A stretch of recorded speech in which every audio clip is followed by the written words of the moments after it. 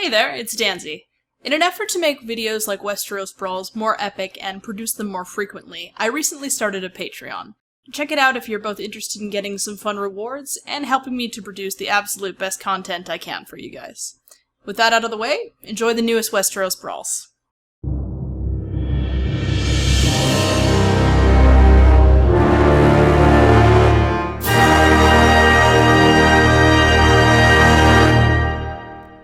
In a matchup with a level playing field, two challengers from the world of ice and fire go head-to-head in an assessment of brawn, brain, and leadership. You, the fans, have voted, and your champions chosen. Today is the solemn wolf of Winterfell versus the virile stag of Storm's End. Robert was born the eldest of Stephen Baratheon's 3 sons. As a young boy, Robert was fostered at the Eyrie by Jon Arryn, where he developed a talent for fighting and was later knighted. At the age of 16, Robert assumed his role as the Lord Paramount of the Stormlands, due to his parents' fatal shipwreck in the waters below his family home. After this tragedy, Robert developed a romantic interest in Lyanna Stark. Despite the feelings being one-sided, Rickard Stark agreed, and the two were arranged to be married. Until this clown showed up and ruined everything for everyone. I mean, ran off with Lyanna. This, paired with King Aerys's violent madness spinning further and further out of control, caused Robert, along with the Tullys, Starks, and Arryns, to declare open rebellion against the throne. For almost a year, Robert rode all throughout the south of Westeros, winning nearly every battle on his quest to tear down the Targaryen dynasty. Eventually it all came to a head on the riverbank of the Trident, where Robert caved in Prince Rhaegar's chest with his warhammer. With King Aerys slain soon after, Robert succeeded in becoming King of Westeros, but the victory was soured by the death of Lyanna Stark. Robert's greatest strength lies in his superb talent for fighting, and his impressive record on the battlefield. His amiable personality also lends itself well to making alliances. However, Robert's failings extend from his often heedless way of going about things. Always the first to say go, but the last to realize when to stop. Robert lacks the ability to think unemotionally, and will usually ignore anything that doesn't satisfy his immediate desires. Eddard, or simply just Ned, was born the second child of Lord Rickard Stark.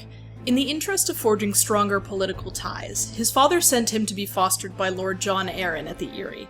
It was here that he met his lifelong friend, Robert Baratheon. Several years later, when Ned was in his teens, his sister Lyanna was taken by Prince Rhaegar, and after his father and brother were murdered seeking justice by the Mad King, Ned was suddenly thrust into lordship of the North and an all-out war against the crown. After Rhaegar was slain by Robert, Ned was tasked with taking the fight directly to the city gates of King's Landing, only to find that the Lannisters had kinda already cleaned house on the Targaryens. Ned was also saddled with a lot of the cleanup after the war, including accepting the surrender from the Tyrell forces at Storm's End, and, more prominently, the rescue attempt of his sister at the Tower of Joy.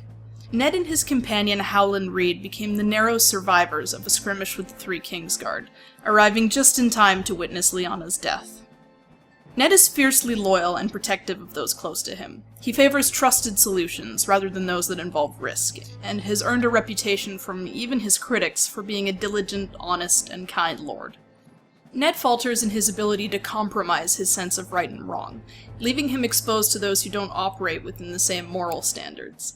He's also not one to look beyond what's in plain sight, often ignoring the bigger picture.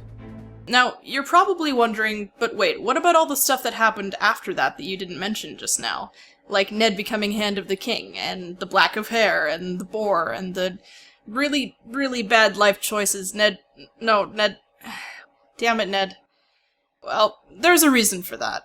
While normally my rule for Westeros Brawls is to take the characters either when they were last seen alive, or when they last appeared in the most recent book.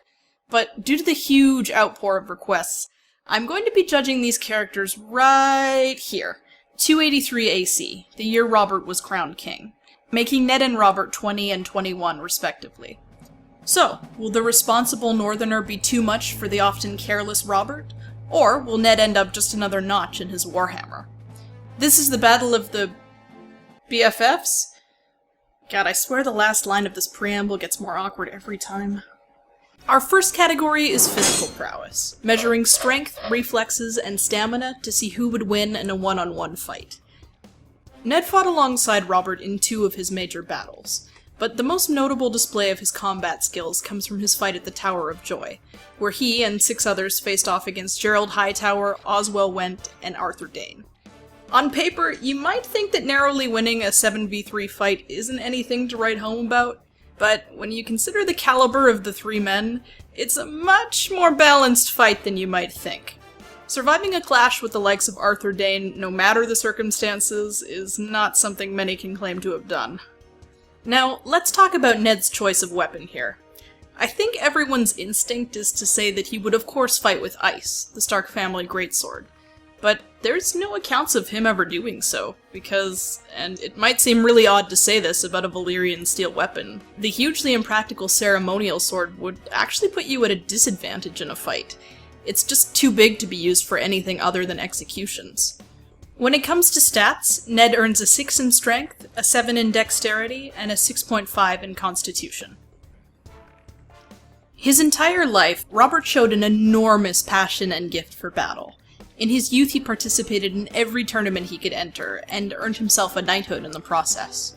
And while that would already be a pretty decent resume for this category, during his rebellion, Robert fought what can only be described as an absolute marathon of battles. Even when exhausted and recovering from injury, Robert was able to defeat Jon Connington and kill Prince Rhaegar. Robert forgoes the more nimble longsword in favor of his monstrous warhammer, a weapon that requires less finesse but much, much more strength, which fits perfectly with his hyper-aggressive fighting style, striking fast and hard, leaving his enemy with no room to fight back. Robert earns a perfect 10 in strength and stamina, but lacks the deft hand of many of his sword-wielding peers, putting his dexterity at a slightly lower but still quite impressive 7. So, yeah, surprise to almost no one, Robert takes this with the current highest physical prowess score on record for Westeros Brawls. With ice, without ice, Ned just can't compete with Robert. I know people like to cite his fight with Jaime on the show as evidence of his swordsmanship, but that fight didn't happen in the books, and if it had, Ned would have gotten absolutely crushed. Don't get me wrong, Ned is indeed above average, given his highborn training and experience on the battlefield. But against the raw strength of Robert Baratheon, this Robert Baratheon, above average just isn't gonna cut it. Sorry, Ned, but we all knew this was the category you weren't even going to come close in. First round goes to Robert. Next up is mental prowess, measuring intelligence, perception, and emotional resistance. Whose cognitive power is stronger on the ever-shifting chessboard of Westeros? Robert doesn't really partake in any academic spheres, but that isn't to say he's necessarily stupid. I think short attention span is a better way to put it. Anything even remotely intellectually challenging just bores the hell out of him, preferring to leave it in the hands of others. Robert is often far too emotional and impatient in his decision-making. Whims and gut reactions take the helm over logic and reason, and it's only later after he's cooled off that he'll realize his mistakes.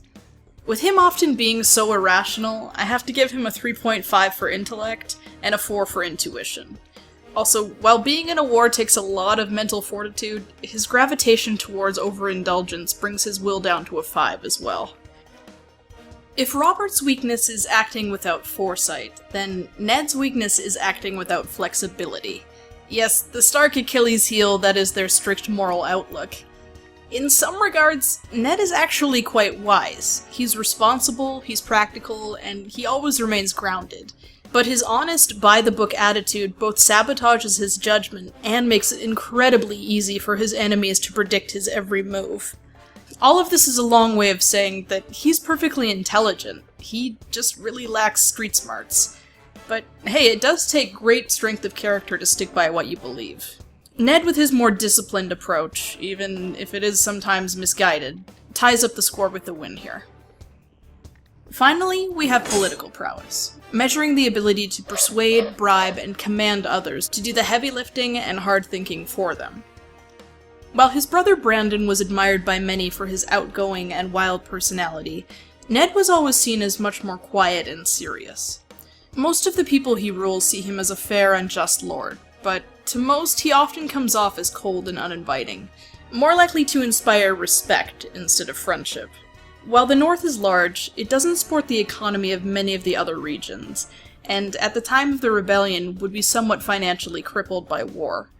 While he would eventually climb to even higher prominence as Hand of the King, Ned's position as Warden of the North nets him an 8 in status. Now, I'd like to make the case for young Robert's most underrated talent, his magnetic personality. Robert effortlessly turned many of his former foes into his close allies and friends after the war, convinced an entire town not to turn him over to the Hand of the King at great personal risk to them, and, well, I think his Legion of Bastards speaks for itself. When it comes to wealth, Robert had yet to marry into the Lannisters at this point, and was somewhat paralyzed with debt after the war. Robert finishes off this category well, though, with his pretty unbeatable status as the King of Westeros. Robert's position and likability give him the final win here.